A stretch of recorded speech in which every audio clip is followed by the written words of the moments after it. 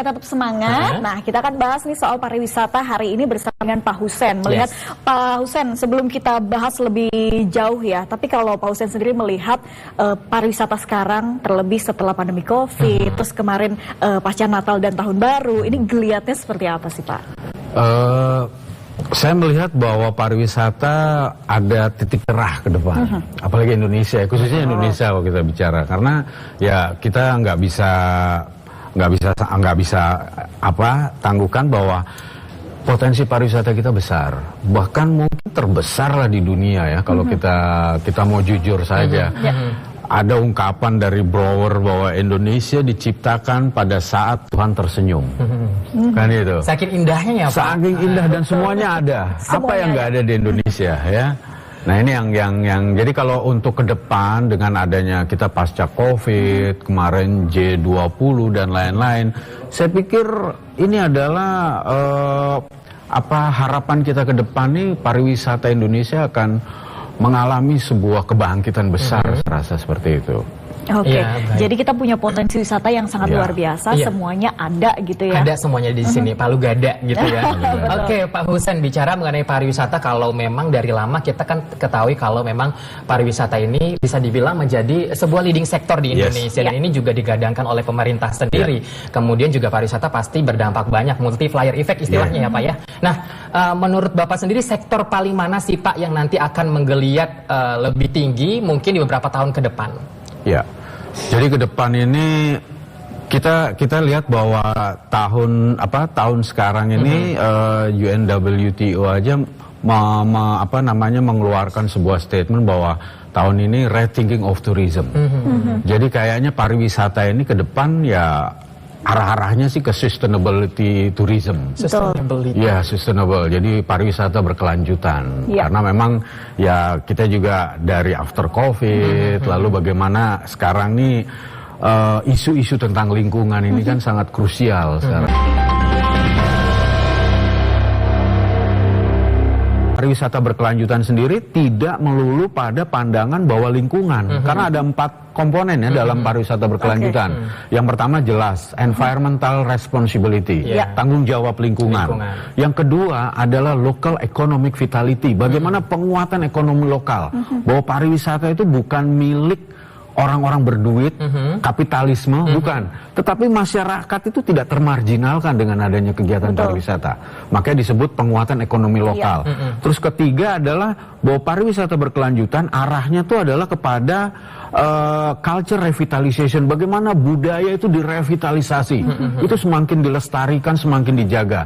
Dan terakhir bahwa pariwisata itu bukan cuma sebagai objek atau sightseeing. Tetapi di sini adalah kita kepada pariwisata seperti tadi dijelaskan, tari-tarian dan lain-lain, adalah experiential richness. Experience lebih ke jadi bagaimana penguatan pengalaman itu adalah sebagai sebuah modal dari pariwisata berkelanjutan. Ketika orang berkunjung, ada yang dia bawa pulang, begitu jelas. Ingat dan berkesan. Jelas. Karena kalau sekarang mau cuma lihat saja, tahu saja, belum ada Google, belum ada YouTube dan lain-lain.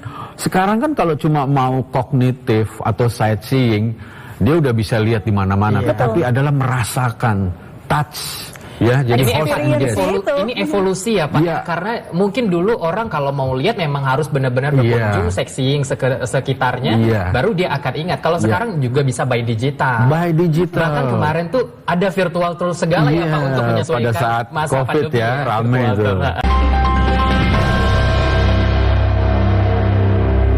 Nah, bagaimana sustainability tourism ini bisa bekerja begitu, diterapkan Pak? di sana seperti itu ya.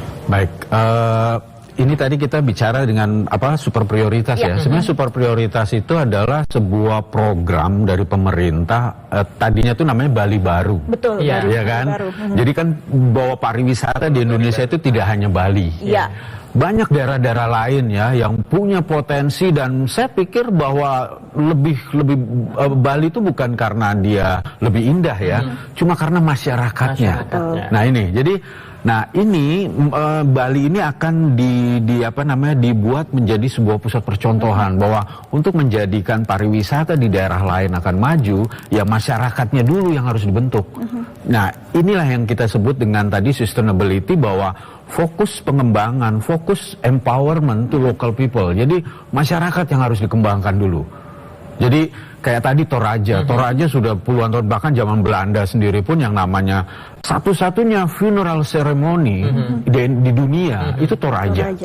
Ya, hanya 8 jam dari Makassar, kita bisa lihat, kita bisa lewat tadi Maros, Parepare dan lain-lain. Ketika sampai di Toraja, bagaimana kita harus bersentuhan. Betul. Dan masyarakat di sana yang harus dikuatkan. Masyarakat harus sebagai subjek, bukan lagi objek. Jadi jangan kita ke Toraja, oh inilah orang Toraja, bukan.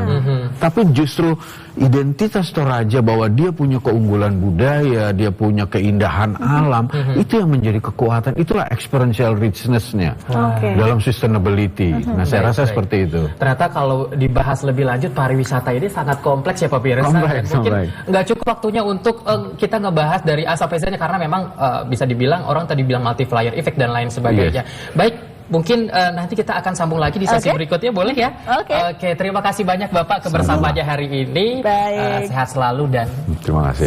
Selamat kembali. Baik. Terima kasih. Pak. Terima kasih Pak Hussein Tagalung. Iya, terima kasih Pak. Lain waktu tentunya kami undang untuk hadir lagi di sini. Baik, kalau gitu jangan kemana-mana pemirsa, karena kami masih akan kembali, tetaplah di Jendela Negeri.